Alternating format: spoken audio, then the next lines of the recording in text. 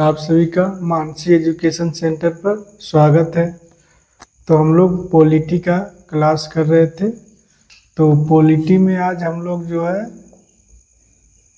राज्यपाल के बारे में पढ़ रहे थे। तो राज्यपाल के बारे में हमने पिछली कक्षाओं में इसकी चर्चा की थी, जो कि अनुच्छेद कितना में था, 153 में जो है राज्यपाल के पद के बारे में चर्चा है। तो क्या है, राज्यपाल पद की चर्चा है। तो ये कहाँ से लिया गया है? तो राज्यपाल का जो पद है ये कनाडा से लिया गया है। तो इसके बारे में हमने विस्तार से चर्चा किया था कि ये किस प्रकार कार्य करता है और इसकी क्या ज़रूरत है, इसकी क्या शक्तियाँ हैं। तो ये सभी चीज़ों के बारे में हमने पिछली कक्षाओं में चर्चा कर लिया था। तो इससे आगे हम लोग आज इसकी चर्चा करेंगे। तो पहले थोड़ा सा इसका रिव्यू ले लेते हैं, जो कि हमने पिछली कक्षाओं में इसकी चर्चा किए थे। तो राज्यपाल का मेन काम क्या है? तो आप देखते हैं कि यहाँ पे जो है आपको कोई राज्य में है ना, तो विधानसभा होगा या तो विधान परिषद, दोनों हो सकता है, या फिर सिर्फ विधानसभा हर एक स्टेट में है। 6 राज्य में विधान परिषद की सुविधा है। तो ये क्या करती है? तो विधानसभा कानून बनाने का काम करती है, विधायिका का काम करती है। आपको राज्यपाल इनसे अलग मिल जाएंगे। तो राज्यपाल का क्या काम है? कानून का एग्जीक्यूट करना, यानी कि यहाँ पे कानून बनाने का जो अंतिम फैसला होगा वो राज्यपाल के पास होगा। यहाँ से पास होगा, विधानसभा से अगर कोई कानून पास होता है तो लास्ट जो सहमति देगा कौन देगा? राज्यपाल देगा। तो राज्यपाल अगर यहाँ पे साइन करता है इस बिल पे तो क्या बन जाएगा? कानून बन जाएगा, एक्ट बनेगा। तो यहाँ पे राज्यपाल की भूमिका बहुत ही अहम हो जाती है, क्योंकि जब तक राज्यपाल कोई राज्य सूची के विषय पर अगर कानून बनाना हो, विषय पर अगर कोई भी कानून बनाना हो राज्य के द्वारा, तो उसमें राज्यपाल की जो साइन है वो अनिवार्य है। क्योंकि जो है भारतीय संविधान में इसको कहा गया है कि राज्य की जो कार्यपालिका शक्ति होगी किसमें होगी? राज्य की कार्यपालिका शक्ति किसमें होगी? राज्यपाल में। राज्य की कार्यपालिका शक्ति राज्यपाल में होगी। और केंद्र की कार्यपालिका शक्ति किसमें होती है? राष्ट्रपति में होती है। तो जो काम वहाँ केंद्र में राष्ट्रपति का होता है, वैसा ही सेम काम आपको देखने को मिलेगा राज्य में राज्यपाल की। तो राज्यपाल और राष्ट्रपति दोनों आपको एक जैसा ही काम करते नजर आएंगे। यहाँ राज्य में जो है इसको प्रधान माना गया है। वास्तविक प्रधान तो ये नहीं है। वास्तविक प्रधान अगर किसी के पास शक्ति है तो वो कौन होगा? सीएम होगा, यानी कि उस राज्य का मुख्यमंत्री। वास्तविक प्रधान अगर कोई है राज्य में तो कौन होगा? मुख्यमंत्री होगा। ये औपचारिक प्रधान है, मतलब नाम मात्र का प्रधान है। राज्यपाल या राष्ट्रपति के पास वास्तविक शक्ति नहीं होती है। राज्यपाल या तो राष्ट्रपति के पास वास्तविक शक्ति है ही नहीं। किसके पास शक्ति है? आप राज्य में होंगे तो विधानसभा में, यानी कि सीएम के पास होगा। और केंद्र में किसके पास होगा? प्रधानमंत्री के पास होगा। तो यहाँ पे देखेंगे कि राज्यपाल की जो भूमिका है यहाँ पे बहुत ही महत्वपूर्ण हो जाती है। और आपको ऐसा बहुत बार देखने को मिलेगा कि राज्यपाल और मुख्यमंत्री में बहुत से राज्य में आपको टकराव की स्थिति देखने को मिल जाएगी। राज्यपाल और मुख्यमंत्री में आपको टकराव की स्थिति, यानी दोनों में जो है संबंध अच्छा आपको कहीं कहीं नहीं मिलेगा। तो इसके बारे में हम लोग चर्चा करेंगे कि यह किस स्थिति में हो सकता है। ये इस बात की चर्चा करेंगे कि जैसे मुख्यमंत्री और राज्यपाल, इनका किस प्रकार संबंध है। मुख्यमंत्री और राज्यपाल में इनका संबंध किस प्रकार होता है। कुछ तो बॉन्डिंग होती होगी। मुख्यमंत्री और राज्यपाल में कुछ तो इनमें बॉन्डिंग होती होगी। आपको कहीं कहीं टकराव की स्थिति देखने को मिलेगा। कहीं आप सुने होंगे कि राज्यपाल ने ऐसा बात बोला कि मुख्यमंत्री मतलब उसकी बात से सहमत नहीं है, या तो मुख्यमंत्री ने कुछ ऐसा किया भी नहीं, राज्यपाल ने शिकायत करना शुरू कर दिया कि नहीं ऐसा नहीं होना चाहिए, मुख्यमंत्री इस प्रकार काम कर रहे हैं। तो आखिर ऐसा क्यों होता है। राज्यपाल और मुख्यमंत्री में आपको किस स्थिति में टकराव की स्थिति देखने को मिलेगी।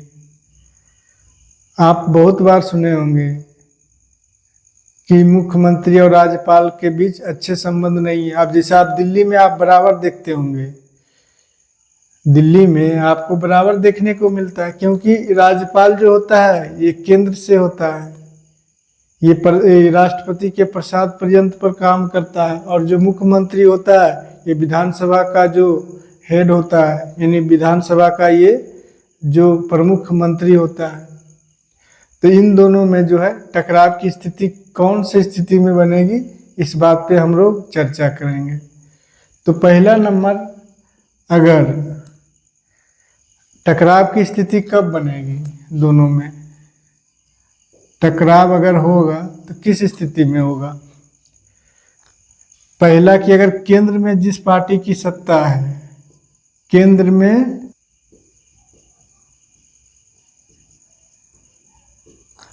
तो ऐसी स्थिति में टकराव आपको देखने को मिल जाएगा।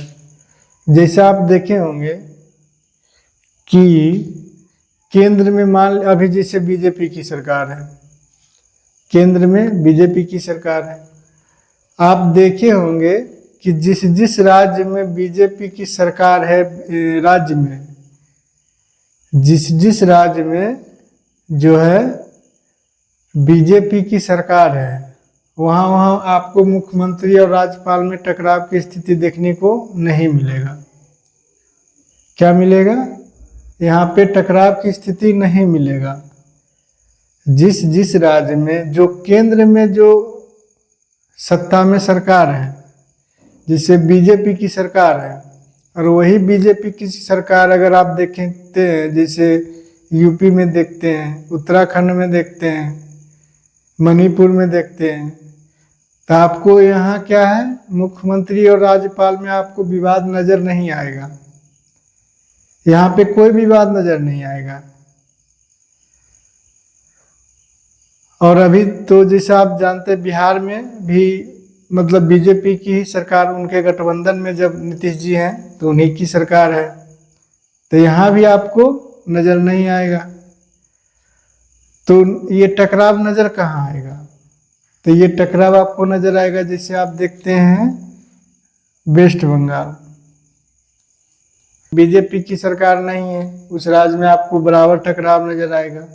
दिल्ली में देखते होंगे बराबर मुख्यमंत्री और जो राज्यपाल है उनमें टकराव नजर आएगा। आप देखते होंगे पश्चिम बंगाल में, यहाँ भी आपको ऐसा स्थिति नजर आएगा। तो कहने का मतलब यही हुआ कि जो केंद्र में जिस पार्टी की सरकार है, अगर उसी सेम पार्टी की सरकार अगर राज्य में है तो दोनों में कोई टकराव नजर नहीं आएगा, सारा काम सही चलेगा। ऐसा नहीं कि दूसरे राज्य में मतलब कि मनमानी करेंगे केंद्र या तो राज्यपाल, ऐसा स्थिति नहीं है। फिर भी एक जो टकराव होता है वो आपको नजर नहीं आएगा। और जिस राज्य में अगर सेम पार्टी की सरकार है वहाँ टकराव आपको नजर ही नहीं आएगा। तो ऐसा इसलिए ही होता है क्योंकि केंद्र चाहती है आपको कि जो हमारी पार्टी की सरकार है वहाँ हम बेहतर काम करें, उनको ज़्यादा लाभ पहुँचाए। ऐसा भी हो सकता है, लेकिन आप ऐसा मतलब 100% आप नहीं कह सकते हैं, क्योंकि हर एक राज्य जो है भारत का ही है, तो भारत जो है राज्यों का संघ है, तो आपको सबको बराबर लेके चलना पड़ेगा। फिर भी एक जो है आपको झुकाव नजर आ जाएगा, एक जो है झुकाव आपको कहीं ना कहीं नजर आएगा कि हाँ, जिस पार्टी की सरकार अगर केंद्र में है, उसी पार्टी की सरकार अगर राज्य में है, तो आपको वहाँ एक बेहतर काम नजर आएगा। और दोनों की जो सामंजस्य है मुख्यमंत्री और प्रधानमंत्री में, वो दोनों आपको सही नजर आएंगे। वो दोनों एक ही जो चीज़ पे काम करेंगे, विकास पे काम करेंगे, उनमें टकराव कुछ नहीं होगा। और जहाँ सत्ता नहीं है दोनों की अलग अलग, तो वो कुछ और मांग करेंगे। जहाँ राज्य सरकार कहेगी हमें इतना फंड चाहिए, हमें ये करना है, हमें वो करना है, तो हो सकता है केंद्र वाले अपना बहाना कहें कि नहीं ये सही नहीं है, ये गलत है। तो इस तरह का आपको चीज़ें नज़र आ जाएगी। तो इतना हम लोगों ने समझ लिया कि मुख्यमंत्री और राज्यपाल में टकराव की स्थिति कब बन जाती है। तो चलिए इसके आगे हम लोग देखते हैं कि अनुच्छेद 154 में क्या है। 154 में जो है कार्यपालिका शक्ति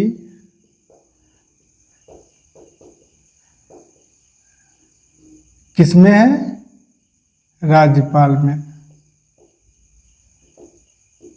इसके बारे में हमने चर्चा किया था। तो अनुच्छेद 154 में लिखा है कि जो राज्य की कार्यपालिका शक्ति किसमें होगी? राज्यपाल में होगी। अनुच्छेद 153 में लिखा था कि राज्य में एक राज्यपाल होना चाहिए, जो कि कनाडा के संविधान से लिया। में लिखा है कि जो कार्यपालिका शक्ति है किसमें होगी? राज्यपाल में होगी। तो कार्यपालिका शक्ति मतलब क्या हुआ? आप कार्यपालिका शक्ति की बात कर रहे हैं, तो इसका मतलब क्या होता है? तो चलिए इसके बारे में थोड़ी सी हम लोग चर्चा करते हैं। तो जैसे आपने देखा था, हमने आपको बताया था कि भारतीय संविधान में 3 ही बॉडी काम करती है।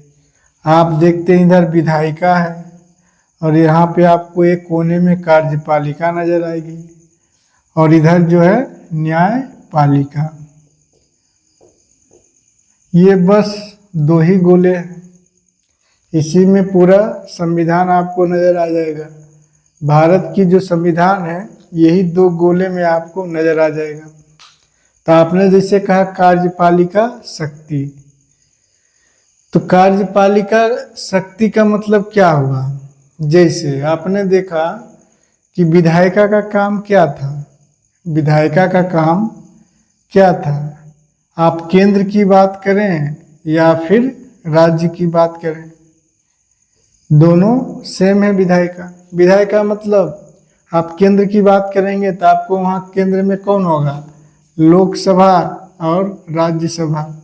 और राज्य में कौन होगा? विधानसभा या विधान परिषद। हर एक जगह विधान परिषद नहीं होगा। तो जो कानून बनाएगा वही विधायिका होगा। कानून बनाने का काम किसका है? विधायिका का है। तो विधायिका जो है कानून बनाएगी। काम क्या है? कानून बनाना। तो लोकसभा राज्यसभा को भी विधायिका आप कहेंगे। और राज्य में कौन होगा? विधानसभा होगा।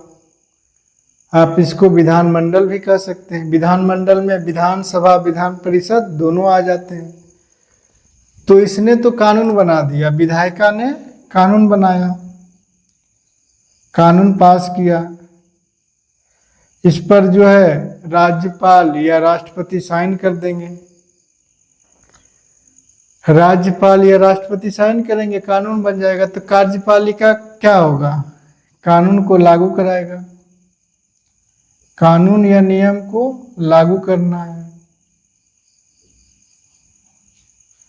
विधायिका का काम था कानून बना देना, कार्यपालिका का काम क्या होगा? कानून को लागू करना सही ढंग से। तो ही कार्यपालिका शक्ति जो है, कोई भी कानून या नियम सही से वो लागू हो रहा है कि नहीं, उसका पालन हो रहा है कि नहीं। जैसे संविधान ने कोई कानून बना दिया राज्य के लिए कि राज्य में जो है इस तरह का कोई कानून पास हुआ, तो उस कानून का सही ढंग से पालन हो रहा है कि नहीं, ये कौन देखेगा? जैसे राज्य में केंद्र ने कोई नियम या कानून लगाया, संशोधन किया या कहा कि राज्य में अब से ये कानून रहेगा, तो उस कानून का जो है सही से पालन हो रहा है कि नहीं, तो उसकी जिम्मेवारी किसको देगा? राज्यपाल को। तो कार्यपालिका शक्ति जो है राज्यपाल में निहित होगा।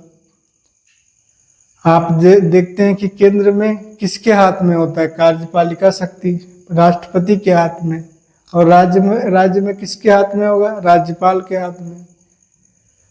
तो राज्य में राज्यपाल और केंद्र में जो है राष्ट्रपति होगा। तो अनुच्छेद 154 में कार्यपालिका शक्ति किसमें होगा? राज्यपाल में। लेकिन ये कार्यपालिका शक्ति सिर्फ नाम पे है। वास्तविक प्रधान कौन होता है? वास्तविक प्रधान यहाँ पे आपको मुख्यमंत्री नजर आएंगे। कार्यपालिका शक्ति सिर्फ राज्यपाल है, वो नाम मात्र का है। लेकिन वास्तविक शक्ति आपको देखने को मिलेगा किसके पास है? मुख्यमंत्री के पास है। और केंद्र में किसके पास है? प्रधानमंत्री के पास में है। तो इतना आप लोग समझ गए होंगे। तो चलिए इसके आगे हम लोग देखते हैं 155। तो अनुच्छेद 155 में क्या है? निर्वाचन पर में जो है निर्वाचन की चर्चा है। तो उप राज्यपाल का जो है निर्वाचन किस प्रकार होता है?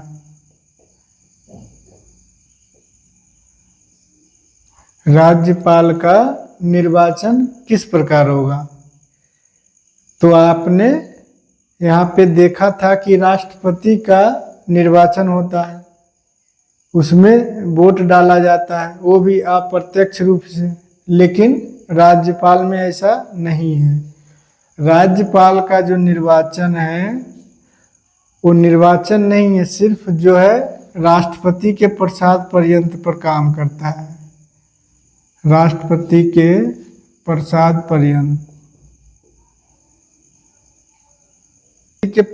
पर्यंत पे कौन काम कर रहा है? निर्वाचन नहीं फिक्स है।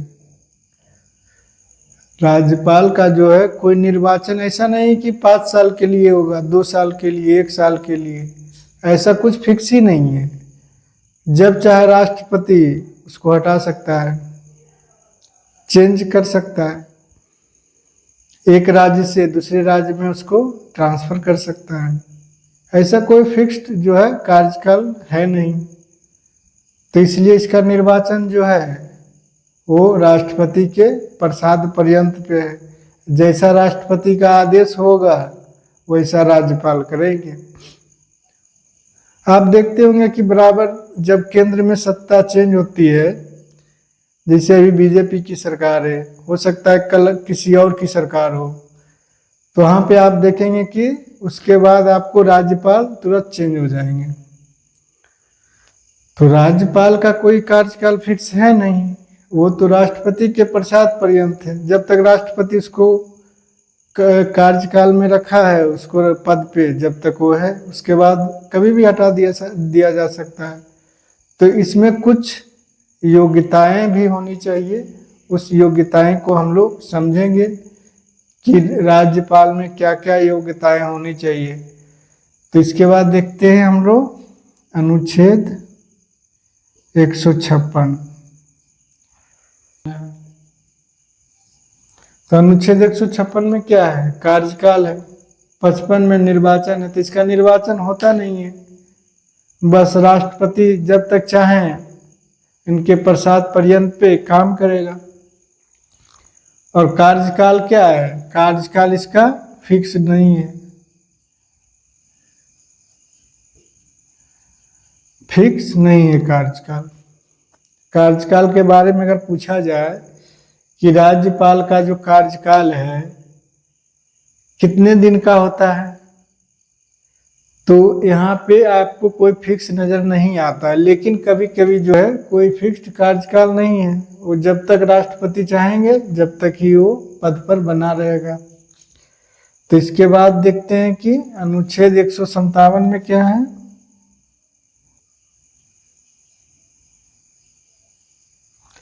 तो अनुच्छेद 157 में राज्यपाल बनने के लिए क्या क्या योग्यताएं होनी चाहिए, इसके बारे में चर्चा है। तो चलिए थोड़ा जो है 157 में राज्यपाल की योग्यता के बारे में चर्चा है। क्या है? राज्यपाल की योग्यता के बारे में।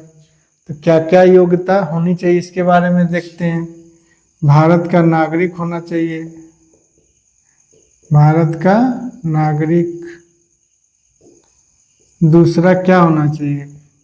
राज्यपाल बनने के लिए 35 वर्ष की आयु होनी चाहिए। आप जैसा कि राष्ट्रपति में देखे थे, राष्ट्रपति की आयु कितनी थी? न्यूनतम 35 वर्ष। और राज्यपाल की भी आयु 35 वर्ष। पागल या दिवालिया नहीं होना चाहिए, पागल या दिवालिया नहीं होना चाहिए।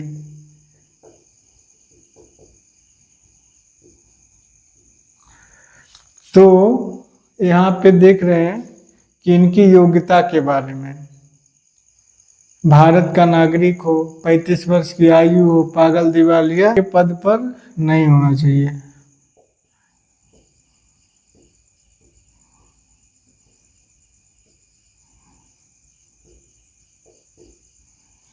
लाभ के पद पर नहीं होना चाहिए, कोई लाभ के पद पर नहीं होना चाहिए।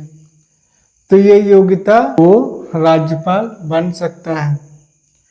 तो चलिए देखते हैं इससे आगे हम लोग। 58 में क्या है? शर्त। तो क्या क्या शर्तें होनी चाहिए राज्यपाल बनने के लिए? क्या शर्त होना है? तो पहला शर्त है कि वह किसी भी सदन का सदस्य नहीं होना चाहिए।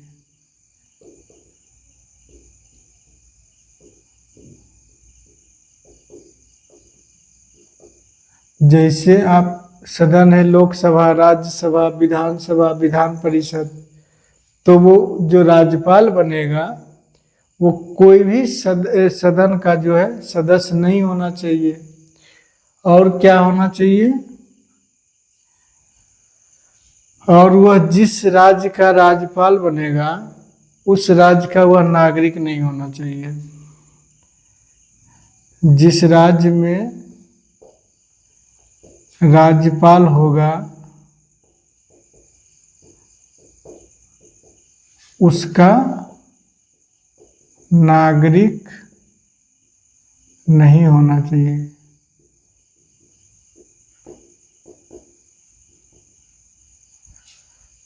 तो ये शर्तें हैं कुछ कि किसी भी सदन का सदस्य नहीं होना चाहिए, वह जिस राज्य का राज्यपाल बनने जा रहा है उस राज्य का नागरिक नहीं होना चाहिए। अगर नागरिक होगा तो दिक्कत होगा। अगर जिस राज्य का वो राज्यपाल बनने जा रहा है अगर उस राज्य का वह नागरिक होगा तो बहुत से पदों में जो है अपने लोगों को वो बैठा सकते हैं। इसके लिए यहाँ पे शर्त रखा गया है कि जिस राज्य का अगर वो राज्यपाल बनने जा रहे हैं उस राज्य का वो सदस्य या नागरिक नहीं होना चाहिए।